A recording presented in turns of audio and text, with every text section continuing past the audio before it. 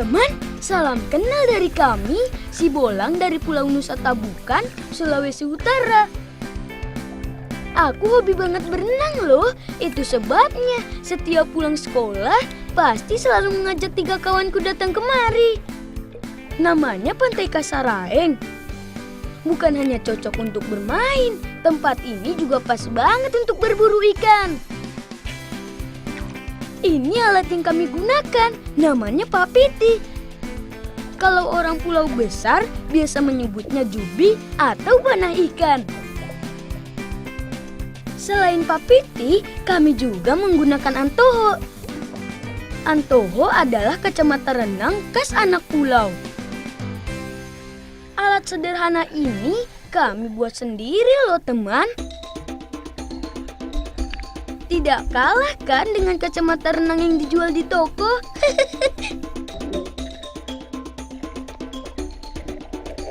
Aku berhasil! 1 ekor ikan kakatua berhasil kudapat.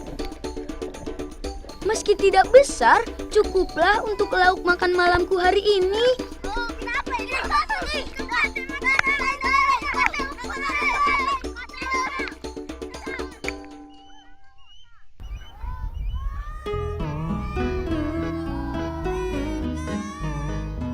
Hari ini kami sengaja datang ke Pulau Liang, salah satu pulau tidak berpenduduk yang berada tidak jauh dari pulau tempat tinggal kami.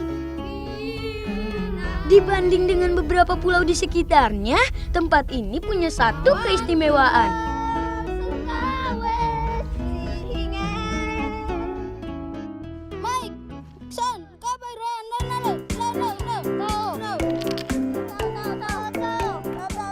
Bersama dengan 3 kawanku yang lain, kami sedang mengumpulkan biji pala kering. Seperti yang sering aku baca di buku pelajaran, biji pala memiliki banyak manfaat. Tapi sayang, belum banyak orang di kampungku yang mengetahui beragam manfaat itu. Biji pala yang sudah terkumpul biasanya langsung dijual ke tengkulak atau ke pasar di daratan besar. Ayo kawan, mari kita kumpulkan biji palanya.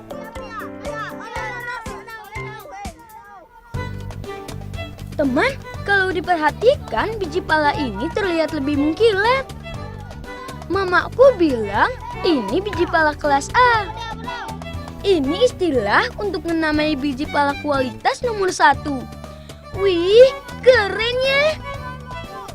Tapi ada satu fakta lain yang tidak kalah yahut. Biji pala ini berserakan di bawah pohon kaluitung, bukan di bawah pohon pala. Loh, kok bisa? Ini dia keistimewaan Pulau Liang yang tadi aku bilang.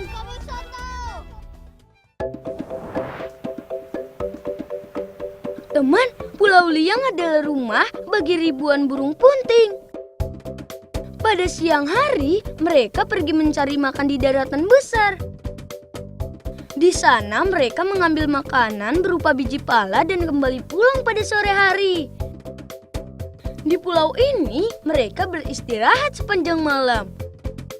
Sayangnya organ pencernaan mereka tidak dapat mencerna biji pala dengan sempurna. Sehingga biji pala yang mereka telan keluar lagi bersama dengan kotoran. Sama dengan luwak atau musang yang hanya akan memakan biji kopi dengan kualitas bagus.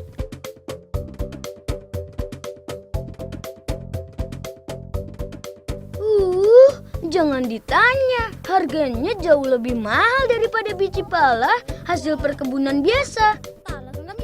Kegiatan mengumpulkan biji pala sudah menjadi aktivitas wajib bagi beberapa warga yang tinggal di sekitar Pulau Liang. Burung punting biasanya bertelur pada bulan Februari sampai April.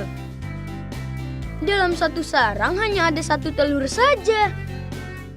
Sarang mereka bikin dari batang kayu kering yang disusun sedemikian rupa sehingga nyaman untuk ditempati. Tapi sayang, burung punting tidak tinggal di pulau ini sepanjang tahun.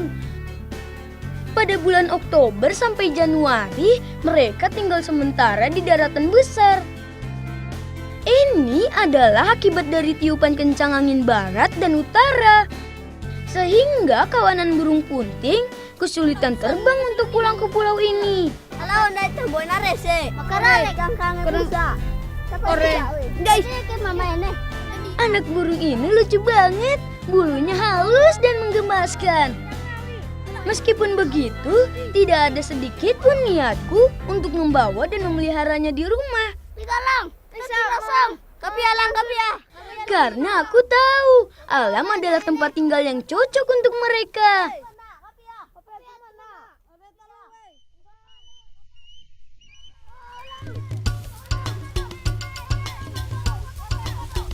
Selesai beristirahat, ibu mengajak kami pergi ke kebun.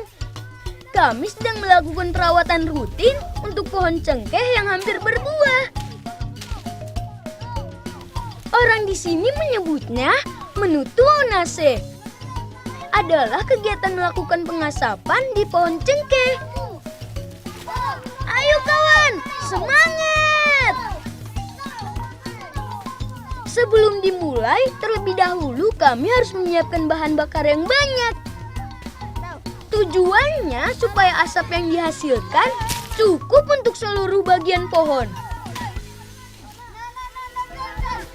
Tapi tenang, selain cengkeh, di kebun kami juga banyak ditanami pohon kelapa. Jadi daun dan batang kelapa yang sudah kering bisa jadi bahan bakar. Selanjutnya, kami harus menyusun kayu untuk bahan pengasapan. Pastikan juga jarak sumber api dengan daun atau batang tidak terlalu dekat. Jika tidak, api justru akan membuat bagian dari pohon cengkeh hangus terbakar.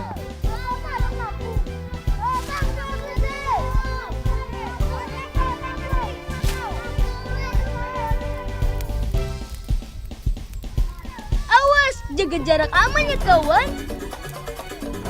Tugas kami sekarang adalah membuat api tetap menyala dan menjaganya supaya api tidak membakar tanaman lain yang ada di sekitarnya.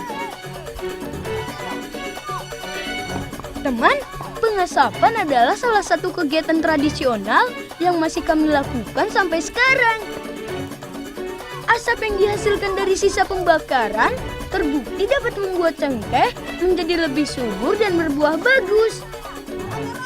Itu sebabnya kegiatan ini rutin kami lakukan setidaknya 1 bulan sekali. Apalagi jika tanaman cengkeh sudah hampir berbuah seperti sekarang. Pengasapan bisa kami lakukan lebih sering dari biasanya.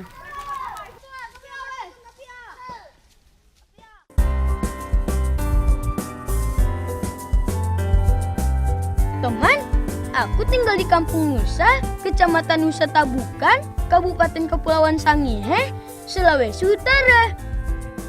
Kami adalah masyarakat suku Sangir yang memiliki kegiatan tetap sebagai nelayan. Hasil tangkapan ikan terbesar adalah dari hasil pancing atau yang biasa kami sebut mengail. Kegiatan penangkapan ikan biasa kami lakukan di sekitar pulau tempat kami tinggal.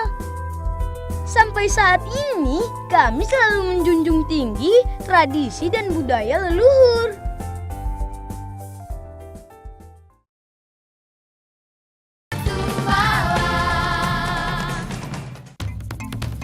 Ayo kawan, maju! Shh, jangan bersuara, kita harus jalan pelan-pelan. Teman di rumah bantu kami ya.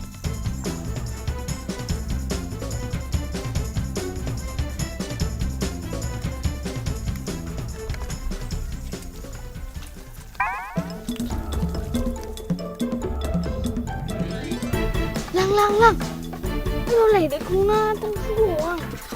Lisa, kau ke makan muka. Ikan nai. Aduh, Michael ini ada-ada saja. Saat terdesak begini, masih aja bikin lambat. Apa kayak? Syukurlah. Sekarang, ayo kita lanjutkan perjalanan.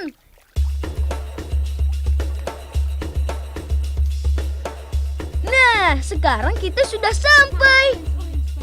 Ini tempat yang tepat untuk mengatur posisi.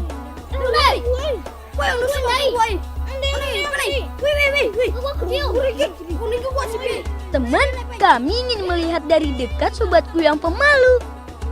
Untuk bisa lebih dekat, kami terpaksa harus datang diam-diam. Kalau tidak, mereka akan lari dan bersembunyi di dalam lubang.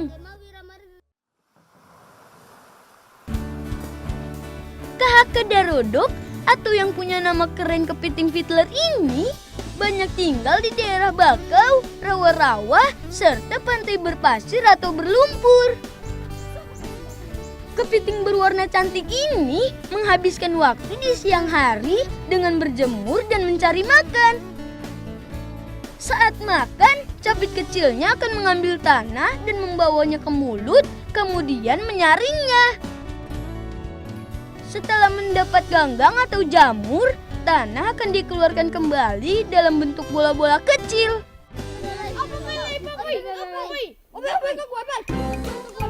Ada satu lagi yang unik dari sobatku ini. Mereka memiliki dua capit dengan ukuran yang berbeda. Kata Pak Guru, perbedaan ukuran capit ini menunjukkan perbedaan fungsinya. Capit besarnya biasanya digunakan untuk menjaga diri dari serangan lawan. Sedangkan capit kecilnya digunakan untuk mengambil makanan. Oh ya teman, kepiting ini ternyata juga sangat berperan dalam pelestarian kawasan bakau. Beberapa penelitian menyebutkan keberadaan lubang kepiting ini ternyata bisa membuat pohon bakau menjadi lebih subur. Lubang mereka berguna untuk membantu proses pernafasan pada akar bakau.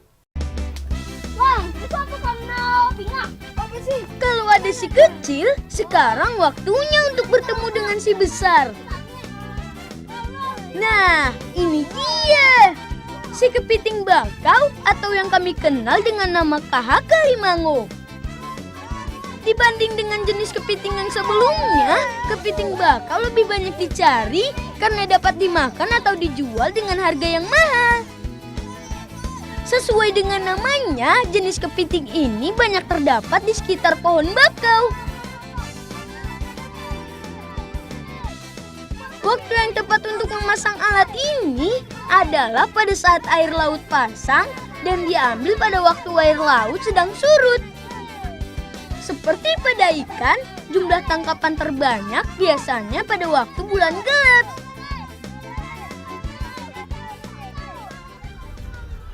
Hasil tangkapan yang kami dapat biasanya tidak langsung dijual. Kepiting ini terlebih dahulu dibawa ke tempat penampungan. Namanya Patang Kahaka, yang artinya kurungan kepiting. Ini adalah tempat penampungan kepiting milik Opolao.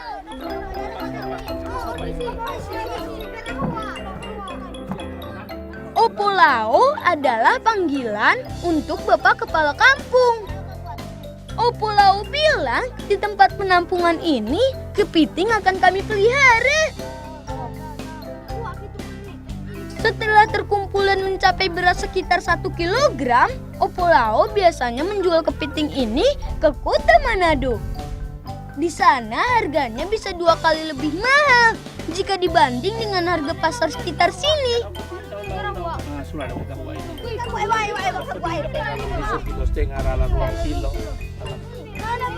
Awas, hati-hati ya kawan, jaga jarak aman dengan capit mereka.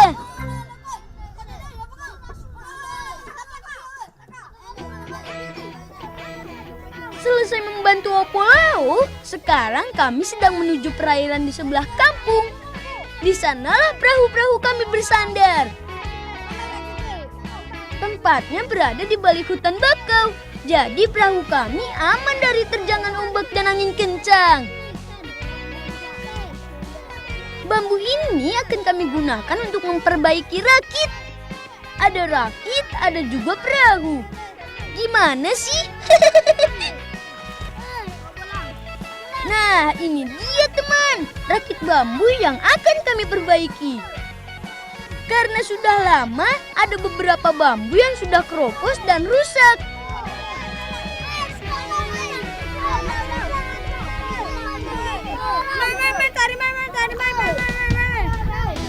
Aku mau ikat yang sebelah sini saja. Teman, rakit ini tempat untuk menyimpan perahu atau sampan. Yap, betul sekali. Jika tidak dipakai, perahu akan ditaruh di atas rakit. Cara ini dilakukan supaya bagian bawah perahu tidak selalu terendam air. Tujuannya supaya perahu lebih awet dan tidak mudah bocor. Nah, beres nih. Ayo kawan, kita naikkan perahunya.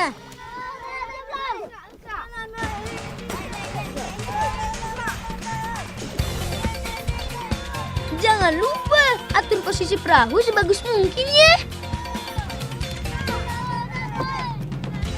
Cara perawatan perahu seperti ini sudah ada sejak zaman dulu. Karena terbukti ampuh menjaga perahu dari kerusakan. Nah, sekarang perahu sudah duduk manis di atas rakit.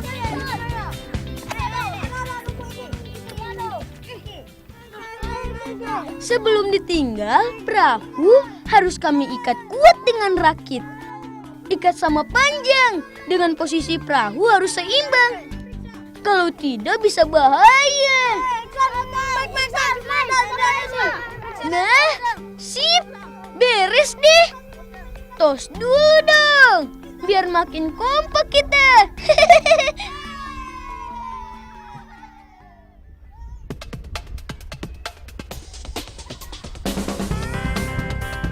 Ayo kejar aku.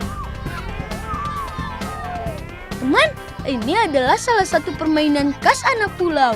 Bermain perahu-perahuan. Tapi, coba teman di rumah perhatikan. Perahu mainan kami bagus kan? Bentuk dan warnanya hampir sama dengan perahu asli. Hebatnya lagi, perahu mainan ini kami buat sendiri loh. Belum lama ini, guru mata pelajaran keterampilan kami menugaskan semua murid membuat karya berbentuk perahu. Nah, ini dia hasilnya. Gimana? Keren kan?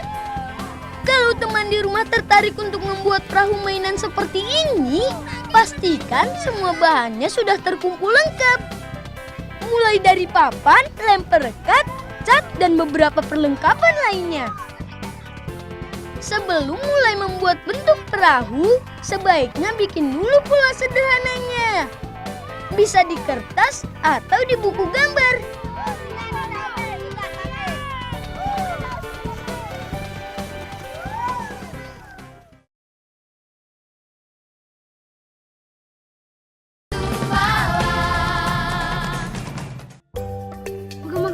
Apa? Kami boleh yang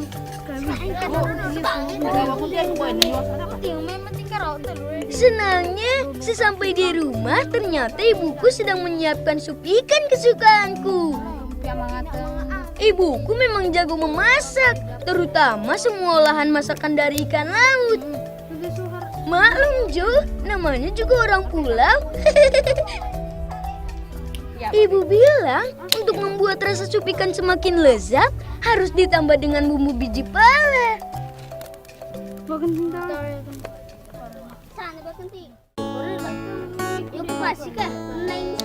Selain menjadi bumbu pelezat, pala juga bisa membuat masakan menjadi lebih hangat. Rasanya mirip dengan jahe, hanya saja aromanya sedikit berbeda. Wih, jadi nggak sabar nih, pengen cepet nyobain.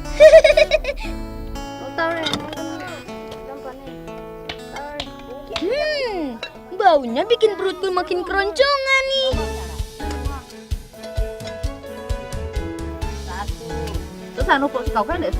Sampai di sini dulu ya cerita kami anak-anak Pulau Nusa Takuban, Sulawesi Utara. Sampai jumpa di petualangan si Bolang dari daerah lain yang tidak kalah seru ya. Salam bocah petualang.